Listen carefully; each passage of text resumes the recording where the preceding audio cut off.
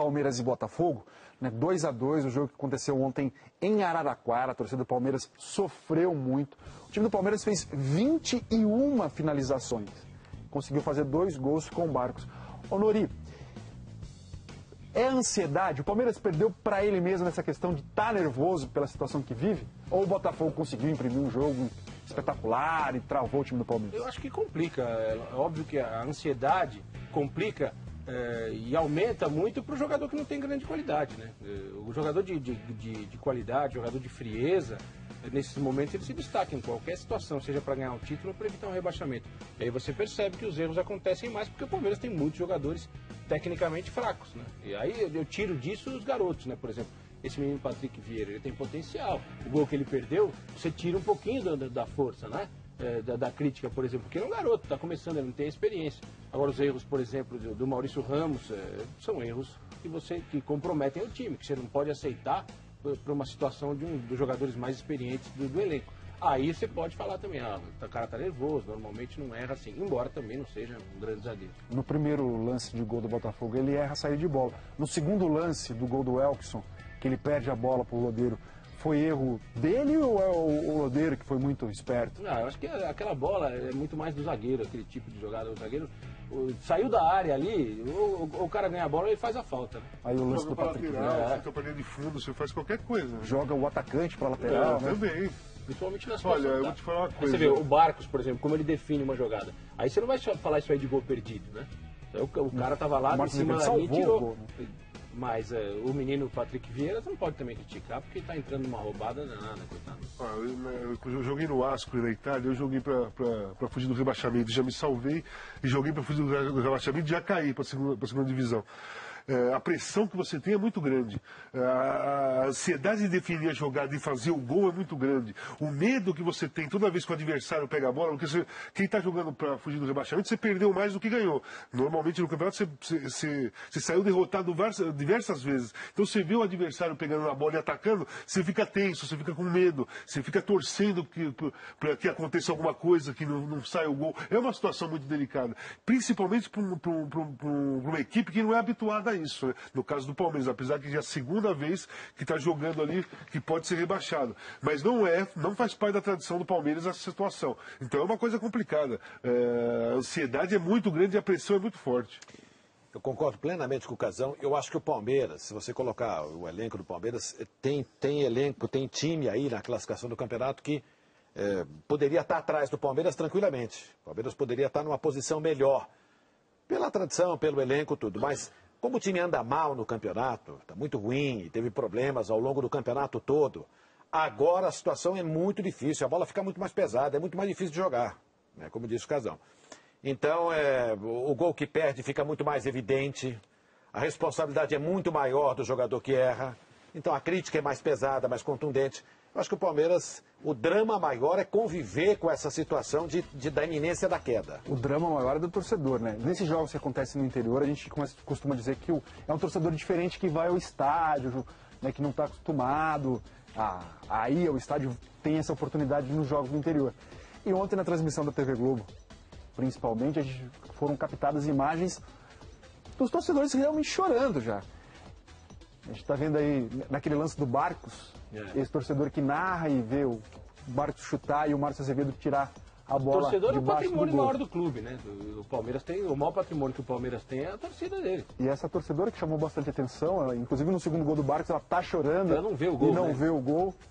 Mas isso aí é o exemplo, Nori, de que nem a torcida acredita mais? Acho que o grosso da torcida sabe que é muito difícil, né? É a reação do torcedor, que não é aquele fanático, é o torcedor consciente, que sabe que nesse momento o clube tem um time que está muito abaixo da sua tradição.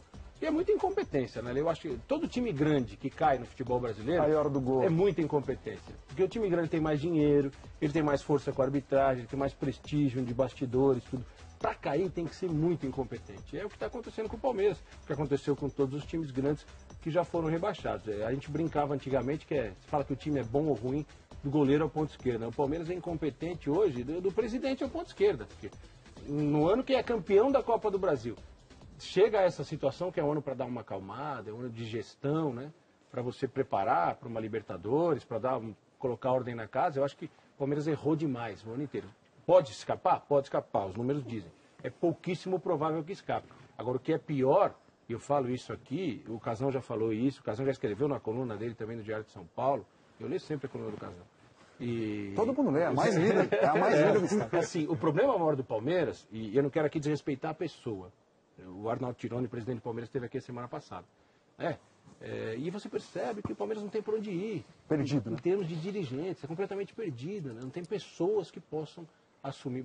Pior do que o Palmeiras estar na Série B é saber o que o Palmeiras vai fazer para o ano do centenário dele, por exemplo, né? Planejamento Em 2014. Voltar, o time grande volta até sem problema. Agora, voltar para ficar... O Casagrande falou há 2 semanas aqui no Arena, não mais do que isso, que infelizmente o Palmeiras não está brigando pelas posições que deveria estar brigando pela história que tem o Palmeiras. E que torceria, de certa forma, para o bem do Palmeiras que ele caísse, né, Casão? Queria saber de vocês, Oscar e Maurício Domenech, se vocês concordam com o Casagrande, que o rebaixamento pode, de alguma forma, fazer bem para o Palmeiras, Oscar? Olha, pode, depende de como é que o Palmeiras vai entender essa queda e vai administrar o problema daqui para frente, né? Eu acho que se for como um puxão de orelha no time, se servir para alertar que o Palmeiras é falível, que tem limites e que o time, o elenco é muito fraco, eu acho que pode ser um alento para a torcida, o Palmeiras pode se organizar e voltar muito forte. Claro, tem toda a condição disso aí. Mas eu acho, particularmente, que o Palmeiras não cai só por má administração. Acho que isso influencia, é evidente. Se tivesse uma administração melhor, talvez o time não tivesse nessa situação. Talvez. Mas eu vejo times brasileiros mal administrados aí e estão escapando de rebaixamento. 1 ano, 2 anos, 3 anos, tem muita gente fazendo isso. Não é só a má administração. O problema do Palmeiras realmente é a qualidade em campo. Eu acho isso. Que parte de uma administração que montou o time. Mas não é só de administração, é quem montou o time, o Palmeiras teve o Filipão durante um bom período, ele participou da montagem do time. Então, quer dizer, é uma divisão de responsabilidade aí. Se ganha, vai para todo mundo. Se perde, eu acho que também tem que ir um pouco para todo mundo. Entendeu? Mas ele não acaba se iludindo, Oscar, Nuri, Casagrande, pela conquista da Copa do Brasil? Não acabou iludindo, achando assim, esse elenco dá para jogar o Campeonato Brasileiro? Eu acho. Os jogadores estão falando isso aos poucos, né? Estão abrindo isso, né? Foi o maior erro que o Palmeiras cometeu, foi exatamente aí. Tinha que lutar pela Copa do Brasil, claro, tá disputando a Copa do Brasil para levar a Libertadores, tudo bem. Mas não podia ter aberto mão, não podia ter deixado de lado o Campeonato Brasileiro naquele período. Inclusive, acho que nós falamos aqui no Arena naquela época. A impressão que deu, era que o time pensou o seguinte: não, a gente ganha a Copa, esquece o campeonato agora, porque depois que acabar a Copa do Brasil a gente resolve isso aqui. Então, mas o Palmeiras não tem potencial e não tem um elenco para poder abrir mão do Campeonato Brasileiro e se recuperar depois. Não tem, foi provado que não tem. Ele abriu mão por 1 mês, mais ou menos, né? Foram umas 4 rodadas. Né? Até mais um pouco, né? 6 rodadas. 6 rodadas que o Palmeiras abriu mão do Campeonato Brasileiro, se dedicando à Copa do Brasil. Quando acabou a Copa do Brasil, não deu mais tempo, não teve força. O elenco, isso prova que o elenco do Palmeiras é fraco. O elenco do Palmeiras não é de acordo com a história que o Palmeiras tem. Não estou criticando os jogadores, não. Eu estou fazendo uma crítica com base. Se fosse um elenco razoável, acabando a Copa do Brasil, ele estaria aqui na posição do Bahia. Né? Estaria, daí para cima. Do Bahia para cima. Já está fugindo do rebaixamento, faltando 1, 2 rodadas. Não conseguiu sair da zona do rebaixamento mais nenhuma vez. Acabou a Copa do Brasil, ele ficou na zona do rebaixamento até agora. Não tem um elenco bom. Essa questão do que a gente colocou, da pergunta do Ale aí, do rebaixamento, de mudar o clube, acho que tem vários exemplos. Nós vamos ter o Roberto Dinamite aqui hoje. O Vasco deu a impressão que depois do rebaixamento ele tinha mudado como clube. A gente está vendo hoje que não mudou tanto assim. O Vasco enfrenta problemas que a gente achava que o Vasco jamais enfrentaria. Atraso do salário, problema administrativo, funcionário reclamando, jogador reclamando e tudo mais. O Atlético, quando caiu o Atlético Mineiro, viveu próximo à insolvência ali, mas se recuperou hoje. Você percebe que o Atlético subiu de patamar. O Botafogo caiu uma vez, está tentando ainda voltar a ser o que era o grande Botafogo, né? O problema do Palmeiras, e eu vou falar do Corinthians aqui depois, o problema do Palmeiras é que o Palmeiras não mudou. O Palmeiras caiu uma vez e não mudou. Você percebe que os erros administrativos são os mesmos. Poucas vezes o Palmeiras teve grandes times nesse período. E o exemplo maior, acho que da mudança foi o Corinthians, né? O Corinthians caiu e o Corinthians se transformou. Você pega o Corinthians, o que o Corinthians era, até em termos de estrutura física, né? Antes do rebaixamento, o que o Corinthians é hoje, né?